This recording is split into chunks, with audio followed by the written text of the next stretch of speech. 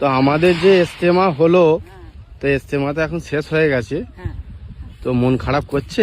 মন খারাপ করছে না, আমাদেরও প্রচুর মন খারাপ মন করছে। খারাপ নয়, কি সুন্দর দেখতে লাগছিল রে বা। আচ্ছা, কাকিমার বাড়ি কোথায়? আমাদের বাড়ি এইখানে? হ্যাঁ, ওই তো ওইখানটা। কি নাম জায়গাটা? হ্যাঁ, কি নাম? পুইনান? পুইনান। আচ্ছা, কাকিমার নাম? আমার নাম মালতী। মালতী? মালতী কি? সাঁতরা। সাঁতরা।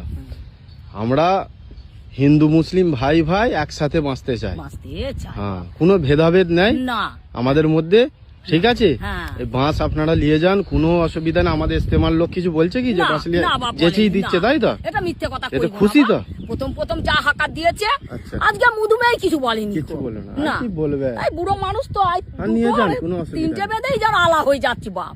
তারপরে বাবা এই পা খোঁড়া তো না ঠিক আছে, চলছে আস্তে এরকম আস্তে। ইস্তেমা কি এর পরে আবার এখানে হয়? চান আপনারা যে আবার হোক করে হোক আমরা না? দেখবো? হ্যাঁ বাপ, খুব হলে খুশি, তাই তো? ভালোই, হ্যাঁ বলে ভালো দেখতে। মসজিদ নামাজ ঘরটা খুলে দিচ্ছে, খুব কষ্ট হচ্ছে না? কষ্ট মানে খুব কষ্ট হচ্ছে। যখন ওই নামাজ ঘরটা করছে রে বাবা, গরু ছেড়ে দিয়ে ওইখানে বসে আছে, তাহলে জল বন্ধু আসছে আর শোনো। আসছে, মাচা করে দিয়েছে, বসেছিলাম না না। আমাকে কে কে চেনো অবশ্যই কমেন্ট করে বলবে, ঠিক আছে? হ্যাঁ, যখনই আসবে কাকিমার সঙ্গে দেখা করবে ঠিক আছে, বাবা। ঠিক আছে। একজন